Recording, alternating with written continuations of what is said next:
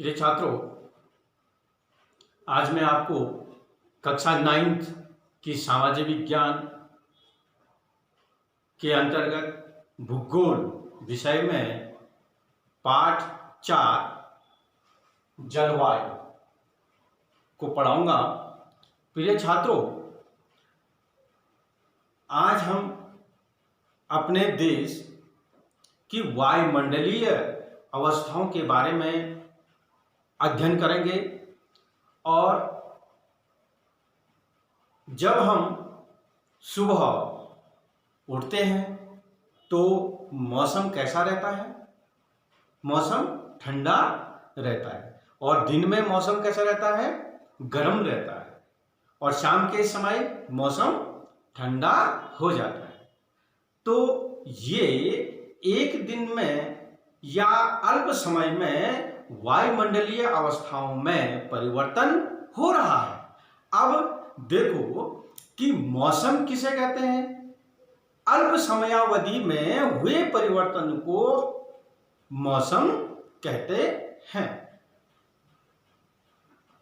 जब हम किसी यात्रा पर जाते हैं या यात्रा करने की सोचते हैं तो सबसे पहले हम क्या करते हैं? उस स्थान के मौसम और जलवायु के बारे में अपने मोबाइल यानी कि नेट में सर्च करते हैं या टीवी में मौसम और जलवायु की जानकारी लेते हैं या समाचार पत्रों से हम क्या है उस स्थान के मौसम और जलवायु के बारे में हम क्या करते हैं? जानकारियां प्राप्त करते हैं।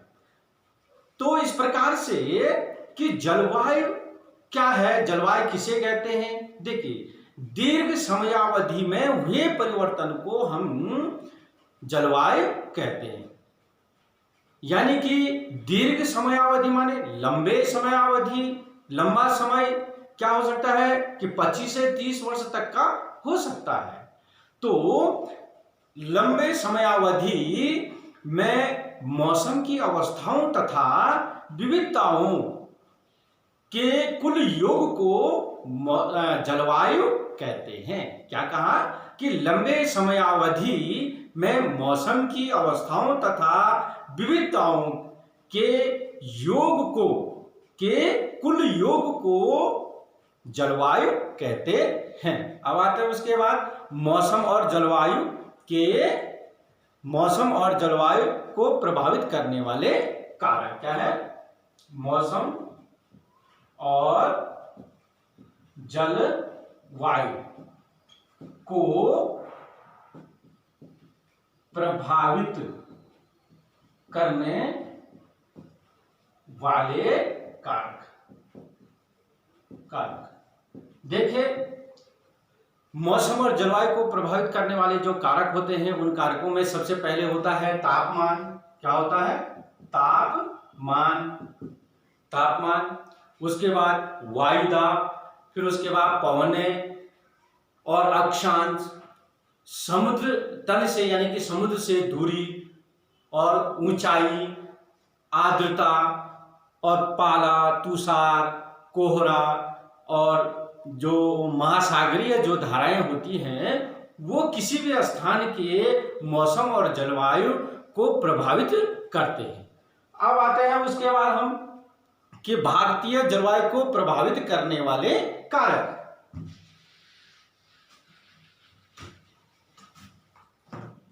क्या है कि भारतीय जलवायु को प्रभावित करने वाले कारक। अब भारतीय जलवायु को प्रभावित करने वाले कारकों में सबसे पहला जो कारक आता है वह पहला कारक है अक्षांश। क्या है? अक्षांश। देखिए, भारत जो है, ये भारत है,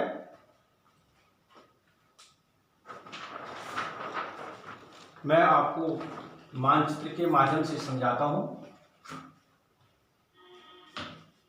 तो भारतीय जलवायु को प्रभावित करने वाला सबसे पहला कारक क्या है कि अक्षांश देखिए भारत जो है ये हमारी क्या है, ये भूमध्य रेखा है, ये भूमध्य रेखा जा रही है, ये भूमध्य रेखा है। और भूमध्य रेखा के दक्षिण में ये कर्क रेखा है 23.5 डिग्री पे, और भूमध्य रेखा के उत्तर में ये क्या है कि 23.5 डिग्री पर एक कर्क रेखा है। और इसी कर्क, जो ये कर्क रेखा है, इस कर्क रेखा, ये कर्क रेखा भारत के बीचों बीच से क्या होती है, गुजरती है। भारत के बीचों बीच से ये कर्क रेखा क्या हो रही है, गुजरती है। तो हमारा जो भारत स्थित है वो क्या है कि भूमध्य रेखा के उत्तर में स्थित है। तो भूमध्य रेखा, ये कर्क रेखा और मकर रेखा, कर्क रेखा और मकर रेखा के बीच वाला जो ये क्षेत्र है, यहाँ क्या पाई जाती है, उष्ण जलवायु पाई जाती है। क्या पाई जाती है, उष्ण जलवायु पाई जाती है। ठीक हो गया। अब कर्क रेखा से ऊपर जो ये हमारे क्या है, कर्क रेखा से ऊपर कौन सा क्षेत्र है, ये आएगा उपोष्ण कटिबंधीय क्षेत्र। कर्क रेखा से ऊपर क्या, भारत के बीचों बीच से कर्क रेखा गुजर गया, कर्क रेखा से ऊपर वाला क्षेत्र क्या हो गया, उपोष्ण कटिबंधीय क्षेत्र के अंतर्गत आएगा। और कर्क रेखा से नीचे वाला जो क्षेत्र होगा वो उष्ण कटिबंधीय क्षेत्र के अंतर्गत आएगा। तो इसलिए जो है भारत की जो जलवायु है, जलवायु में दोनों जलवायु का मिश्रण है, जिसमें क्या है, उष्ण कटिबंधीय जलवायु और उपोष्ण कटिबंधीय जलवायु, दोनों प्रकार की जलवायु कहाँ, भारत में पाई जाती है। भारत की जलवायु में दो जलवायु की क्या है, विशेषता पाई जाती है।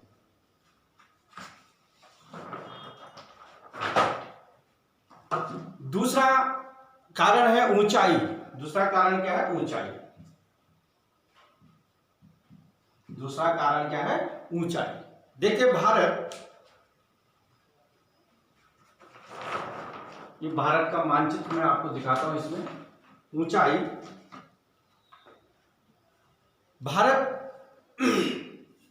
ऊंचाई भारत के उत्तर में, भारत के ये उत्तर है, भारत के उत्तर में ये क्या है, हिमालय पर्वत है, हिमालय पर्वत स्थित है। और समुद्र तल से हिमालय पर्वत जो है 6000 मीटर की ऊंचाई पर हिमालय पर्वत क्या है, स्थित है। और इसी के साथ ही साथ जो हमारे समुद्र तटीय जो क्षेत्र है, ये समुद्र तटीय जो क्षेत्रों की जो ऊंचाई है वो लगभग जो है 30 मीटर तक की ऊंचाई समुद्र तटीय क्षेत्रों की भी है ऊंचाई, और विशाल क्षेत्र है ये। फिर उसके बाद क्या है, हिमालय, जो हमारा ये हिमालय पर्वत है, ये हिमालय पर्वत क्या मध्य एशिया से जो ठंडी हवाएं आती है, ठंडी पवनों को क्या करती है, रोकती है।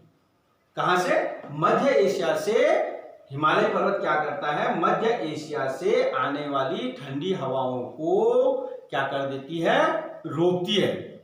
और जिसके कारण भारत में क्या है, कम ठंड पड़ती है। यदि यहां हिमालय पर्वत नहीं होता तो यहां मध्य एशिया से आने वाली जितनी भी क्या है ठंडी हवाएं हैं, वो सारी ठंडी हवाएं भारत में प्रवेश करती है। हो सकता है कि यहां हम सरवाइव नहीं कर पाते, बहुत अधिक यहां क्या होता, ठंडा होता है। तो हिमालय पर्वत क्या है कि मध्य एशिया से आने वाली हवाओं को भी क्या करती है, रोकती है, और जिससे यहां पे क्या है, ठंड कम पड़ती है।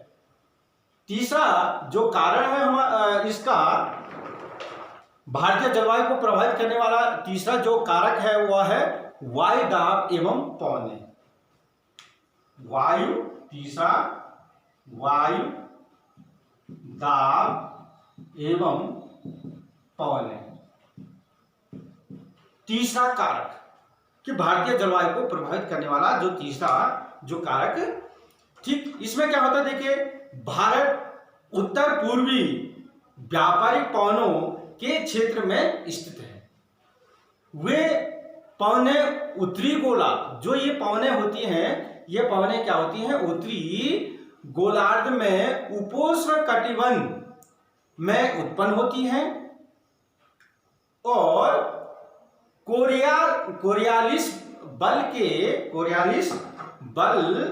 के कारण दक्षिण की ओर मुड़ जाती है। ये क्या है, क्या कह रहा है कि वायु दाब एवं पवनें कि भारत उत्तर पूर्वी व्यापारिक पवनों के क्षेत्र में स्थित है और ये पवनें जो है उत्तरी गोलार्ध में उपोष्ण कटिबंध में उत्पन्न होती हैं और घूर्णन गति, पृथ्वी की जो घूर्णन गति होती है उस गति से जो उत्पन्न जो बल होता है जिसे क्या कहते हैं, कोरियालिस बल कहते हैं। और उस बल के कारण क्या है, ये हवाएं क्या हो जाती हैं, दाहिनी ओर यानी कि दक्षिण की ओर क्या हो जाती हैं, मुड़ जाती हैं।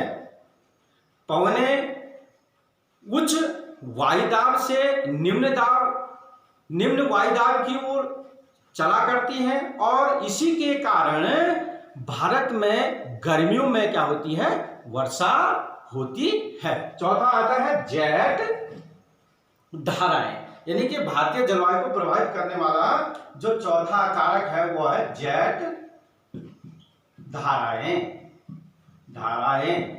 अब जेट धाराएं क्या होती हैं, देखिए ये जेट जो धाराएं होती हैं ये 27 डिग्री से लेकर के 30 डिग्री उत्तरी अक्षांश के मध्य ऊपरी वायुमंडल में एक संक्रीय पट्टी में 12,000 मीटर की ऊंचाई में तीव्र गति से क्या है, गर्मियों में 110 किलोमीटर प्रति घंटे तथा सर्दियों में 184 किलोमीटर प्रति घंटे की गति से क्या है, चला करती है।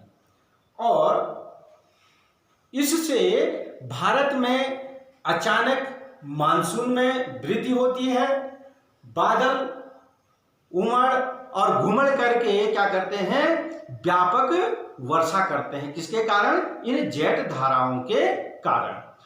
अगला आता है पांचवा जो कारक होता है जलवायु, भारतीय जलवायु को प्रभावित करने वाला जो पांचवा जो कारक है वह पश्चिमी चक्रवाती विक्षोभ। तो देखिए इनकी जो उत्पत्ति होती है वो भूमध्य सागरीय क्षेत्रों में आने वाली जो पश्चिमी प्रवाह के कारण होती है और ये हमारे देश के तटीय भागों को प्रभावित करती हैं। और उड़ीसा हो गया, आंध्र प्रदेश हो गया, इनमें क्या होता है, चक्रवात, इन्हीं पश्चिमी चक्रवाती विक्षोभ के कारण क्या होता है, उड़ीसा और आंध्र प्रदेश में भयंकर क्या आते हैं, चक्रवात आते हैं और जिससे इन तटीय क्षेत्रों में भारी नुकसान होता है।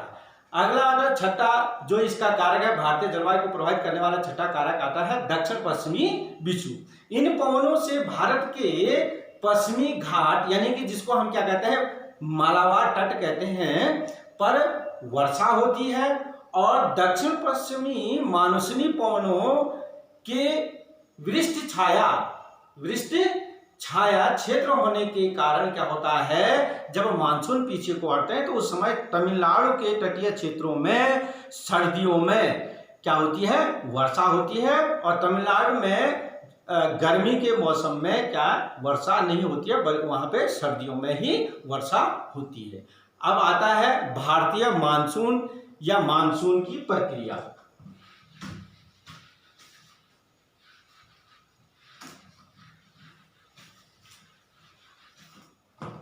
भारतीय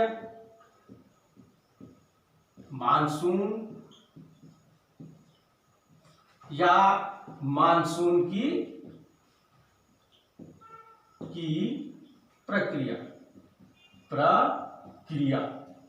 या इसको हम मानसून की उत्पत्ति भी कह सकते हैं। देखिए पवन की दिशा में परिवर्तन आने से जब ऋतु में क्या होता है, परिवर्तन आता है तो उसे हम मानसून कहते हैं।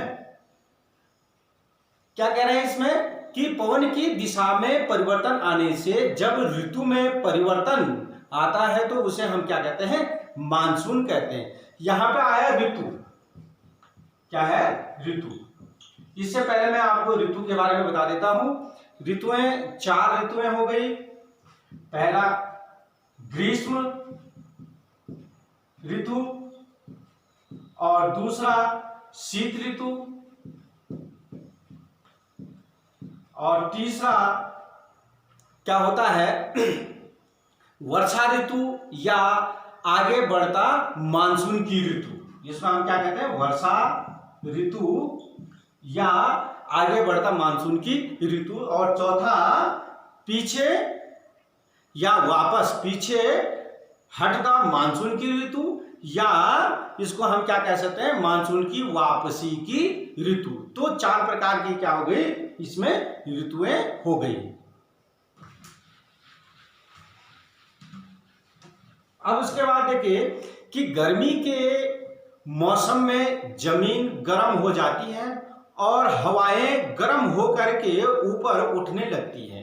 गर्मी जो मानसून की जो उत्पत्ति होती है वो कैसे होती है, देखिए क्या होता है कि गर्मी के मौसम में क्या होता है कि जमीन अधिक गर्म हो जाती है और हवा क्या हो जाती है ऊपर उठने लगती है, और उसके नीचे जो क्या हो जाता है स्पेस रह जाता है, जो खाली स्थान होता है वहां पर क्या आता है ठंडी हवा आती है।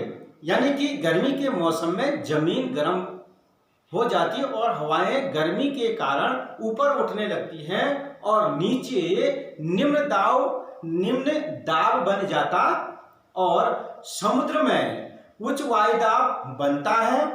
तो हवाएं उच्च वायुदाब से निम्न वायुदाब की ओर क्या होती हैं चला करती हैं। यानी कि जहां क्या होता है जहां गर्म होता है, जिस स्थान पे गर्म होता है वहां पे क्या होता है निम्न वायुदाब होता है। क्या होता है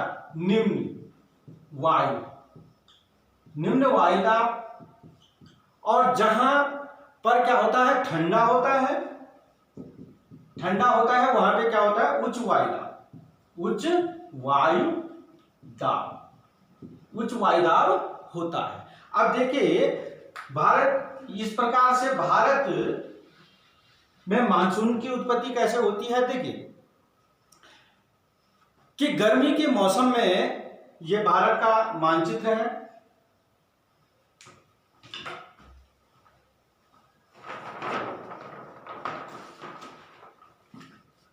देखिए भारत के इधर ये क्या है कि बंगाल की खाड़ी है और इधर अरब सागर है ये, और इधर ये क्या है हिंद महासागर है। पूरा क्या है यहाँ पे ये समुद्र है।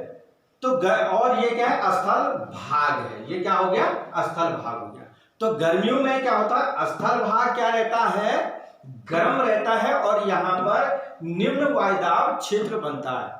और गर्मी में जो जल भाग है वो क्या होता है ठंडा रहता है और यहाँ पे क्या है उच्च वायुदाब क्षेत्र रहता है। तो गर्मियों में क्या होता है कि पवनें क्या होती हैं उच्च वायुदाब से निम्न वायुदाब की ओर चला करती हैं। तो ये स्थलखंड क्या था गर्म था, यहाँ की हवा क्या हो गई गर्म हवा थी, वो गर्म हवा क्या हो गई ऊपर उठी, और यहाँ जो खाली जगह यहाँ समुद्र से यह उच्च वायुदाब क्षेत्र से निम्न वायुदाब क्षेत्र की ओर क्या हो गई पवनें चला करती हैं। तो इस प्रकार से क्या होता है मानसूनों की उत्पत्ति होती है। इस प्रकार से क्या होती है मानसून की उत्पत्ति होती है। और ठीक इसका उल्टा क्या होता है शीत ऋतु में क्या होता है कि स्थल भाग क्या रहता है ठंडा रहता है और जल भाग क्या रहता है गर्म रहता है। तो यहां अब क्या है उच्च वायुदाब क्षेत्र हो गया, यहां क्या हो गया उच्च वायुदाब क्षेत्र हो गया, और हवाएं क्या होती हैं उच्च वायुदाब से निम्न वायुदाब की ओर क्या है चला करती हैं। अब सर्दियों में यानी जाड़ों में क्या है कि हम स्थल भाग क्या है ठंडा और जल भाग गर्म है। तो उच्च वायुदाब से हवाएं क्या होती हैं नीचे की ओर यानी किसकी तरफ समुद्र की ओर क्या होती हैं चला करती है। और इसी के कारण क्या होता है कि यहाँ तमिलनाडु में वर्षा भी होती है। यहाँ से फिर वो ये उत्तर यहाँ क्षेत्र में क्या है तिब्बत का जो पठारी जो क्षेत्र है यहाँ बहुत सारी झीलें हैं, ठीक है ना। और यहाँ से भी क्या होता है बहुत सारी झीलें हैं और ये भाग क्या रहता है बहुत गर्म रहता है क्योंकि वो झीलें क्या होती है सर्दियों में गर्म होती है। और वहां से भी क्या है निम्न वायुदाब से हवाएं क्या होती है, उच्च वायुदाब इस स्थलखंड की ओर आती है और तब यहाँ पे क्या हो जाती है, वर्षा होती है। अगला उसके बाद आता है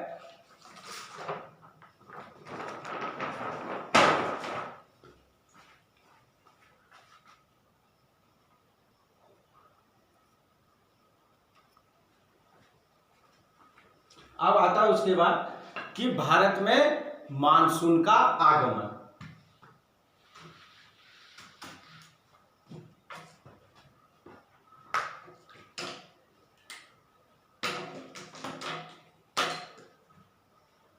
भारत में मानसून का आगमन। देखिए भारत में मानसून का आगमन कैसे होता है, ठीक। देखिए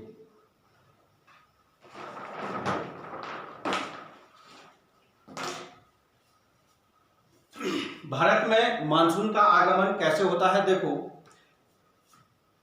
ये दक्षिण वाला जो क्षेत्र है, देखिए यहाँ पे दक्षिण पश्चिमी पवनों के कारण क्या होता है, भारत में मानसूनों का आगमन होता है, ठीक है।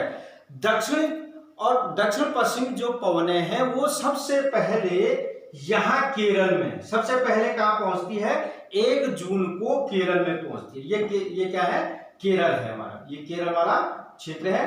तो 1 जून को दक्षिण पश्चिमी पवनें 1 जून को केरल में पहुंचती है सबसे पहले, और यहां पर से ये पवनें 2 भागों में क्या हो जाती है, विभाजित हो जाती है। दक्षिण पश्चिमी पवनें 2 भागों में केरल से क्या हो जाती है, 2 शाखाओं में बंट जाती है। एक शाखा इधर बंगाल की खाड़ी की तरफ को चली जाती है, जिसे हम क्या कहते हैं, बंगाल की खाड़ी की शाखा, और दूसरी शाखा जो होती है अरब सागर की ओर चली जाती है, जिसको हम अरब सागर की शाखा कहते हैं। और 1 जून को केरल में पहुंचा। फिर उसके बाद जो अरब सागर की जो शाखा है, वो शाखा जो है कि मुंबई में 10 जून को मुंबई में पहुंच जाती है, और यहाँ 10 जून को मुंबई में क्या हो जाती है, वर्षा हो जाती है। और बंगाल की खाड़ी वाली जो शाखा है वो 10 जून को असम में पहुंच जाती है और यहाँ पे वर्षा होती है। और फिर उसके बाद अचानक ऊंचे पर्वतों के कारण यहाँ बंगाल की खाड़ी वाली जो शाखाएं हैं वो यहाँ क्या हो गया कि ये गंगा का जो मैदान है, गंगा का मैदान जो उच्च मैदानी जो क्षेत्र है, उन क्षेत्रों में असम से ये मानसूनी जो पवनें हैं ये अचानक क्या है, इधर की ओर मुड़ जाती है, पश्चिम पूर्व की ओर क्या हो जाती है, मुड़ जाती है। और 29 जून को दिल्ली में क्या हो जाती है, वर्षा होती है। कितने तारीख को, 29 जून को क्या हो जाती है, दिल्ली में वर्षा हो जाती है। ठीक हो गया।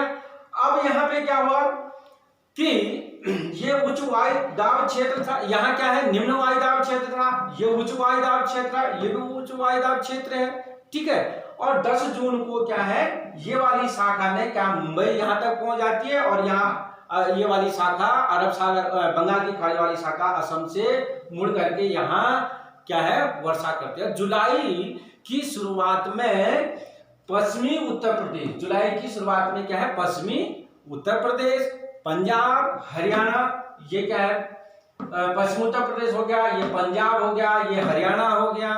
ठीक है। इन राज्यों में क्या करती है, वर्षा करती है। और इसी के साथ जो पूर्वी जो क्या है राजस्थान है, पूर्वी राजस्थान वाले क्षेत्र में भी क्या हो जाती है, वर्षा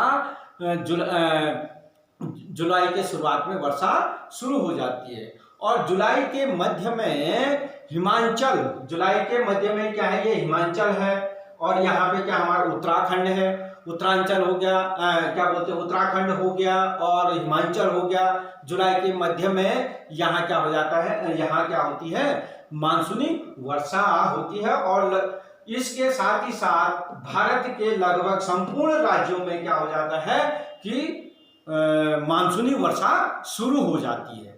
ठीक है ना। फिर उसके बाद क्या है कि भारत में मानसून का आगमन जून के प्रारंभ से मध्य सितंबर तक लगभग 100 से लेकर 120 दिनों तक रहता है। और मानसून के आगमन से सामान्य वर्षा में अचानक वृद्धि हो जाती है, जिसे मानसून प्रस्फोट, जिसे मानसून क्या है, अचानक वृद्धि होने से क्या हो जाता है, जिसे मानसून प्रस्फोट या मानसून का फटना कहते हैं। और मानसून की वापसी की जो शुरुआत होती है वो भारत के उत्तर पश्चिमी, भारत के क्या है, उत्तर और पश्चिमी राज्यों से क्या होती है, वापसी, मानसून की वापसी होती है। उसके बाद देखिए कि अक्टूबर और नवंबर के मध्य में मानसून प्रायद्वीपीय भारत से क्या है, प्रायद्वीपीय भारत के इन राज्यों से, है ना, राज्यों से पूरी तरह से क्या हो जाता है, पीछे हट जाता है और उच्च तापमान, इस समय जो अक्टूबर और नवंबर का जो क्या होता है महीना होता है, उस समय क्या उच्च तापमान और आर्द्रता के कारण मौसम बड़ा कष्टदायी होता है, आसमान स्वच्छ होता है और उसके बाद साफ होता है, तापमान में वृद्धि रहती है, आर्द्रता रहती है और मौसम बड़ा कष्टदायी होता है। तो इसे क्वार की उमस भी कहते हैं। तो अब आता है उसके बाद वर्षा का वितरण। भारत में वर्षा का वितरण, देखिए भारत में जो वर्षा का जो वितरण है, सबसे ज्यादा वर्षा होती है कहाँ, मौसम द्राम में। जो बंगाल की खाड़ी से जो क्या है मानसून उड़ते हैं वो क्या है यहाँ पहुंच जाते हैं, असम मेघालय में पहुंच जाते हैं। और यहाँ पर ये क्या है, 3 पर्वत श्रृंखलाएं, गारो, खासी और जयंतिया, और इन 3 पर्वत श्रृंखलाओं से मानसून क्या होते हैं, टकराते हैं और बाहर नहीं निकल पाते हैं, और जिसके कारण वहां पर अत्यधिक मात्रा में क्या होती है, वर्षा होती है। और उसके बाद जब ये वर्षण कर लेता, हल्का इसमें क्या होती है, आर्द्रता होती है, और ये हवाएं यहाँ से क्या है, पूरब की, ये हवाएं पूरब से पश्चिम की ओर जब मुड़ती रहती है तो इनमें क्या हो जाती है, नमी की या आर्द्रता की क्या है, कमी रह जाती है।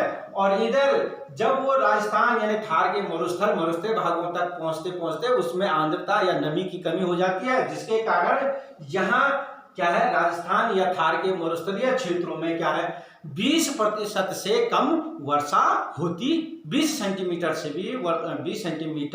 से कम वर्षा होती है। इसके अलावा इन क्षेत्रों में क्या है, वर्षा होती रहती है। अगला इसके बाद आता है आपका मानसून एकता का परिचय। वास्तव में मानसून क्या है, एकता का परिचय देती है। मानसून हमको एकता के सूत्र में बांध के रखता है। हमारे जितने भी भारतवर्ष में जितने भी क्या होते हैं क्रियाकलाप होते हैं, या जितने भी हमारे सांस्कृतिक क्रियाकलाप होते हैं, या कृषि कार्य होते हैं, या वो, और जितने भी हमारे उत्सव होते हैं, खेती का कार्य होता है, वो सब क्या है, इस मानसून पर ही निर्भर होता है। जब यहाँ पे मानसून आते हैं, मानसून के द्वारा वर्षा होती है, तो हमारे खेतों और खलिहानों में कृषि कार्य होता है और विभिन्न प्रकार के हम त्योहार मनाते हैं, उत्सव मनाते हैं, ठीक है ना। तो मानसूनों के आगमन से भारत एक सुख और समृद्धशाली देश और कृषि प्रधान देश बन जाता। विभिन्न प्रकार के फल फूल, विभिन्न प्रकार के हमारे यहाँ खाद्यान्नों की उत्पत्ति होती है, उत्पन्न होते हैं, और कुल मिलाकर के क्या होता है, मानसून पूरे भारत को क्या करता है, एकता के सूत्र में बांध के रखता है। धन्यवाद। आई होप, मुझे पूर्ण विश्वास है कि आपको ये वीडियो पसंद आएगी। लाइक जरूर करें और सब्सक्राइब जरूर करें। Thank you.